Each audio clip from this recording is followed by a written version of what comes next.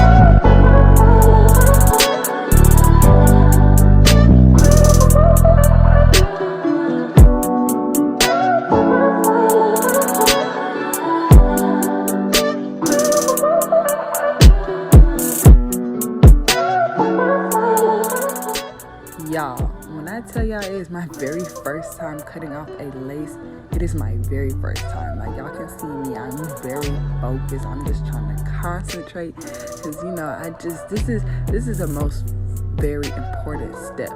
So, like, I'm just trying to lock in and just make sure I cut that lace right, because then, let alone that, I never cut no lace with a razor. So, like, this part was the hardest part for me.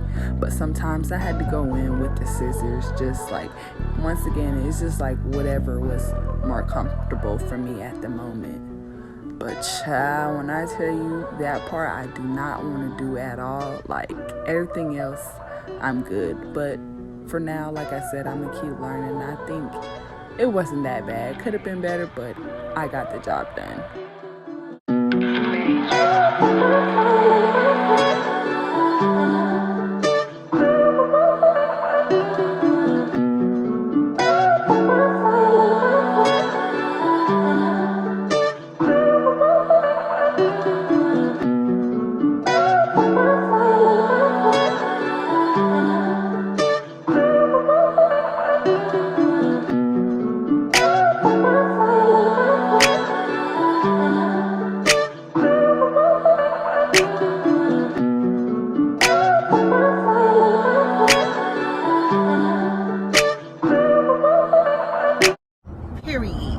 Period.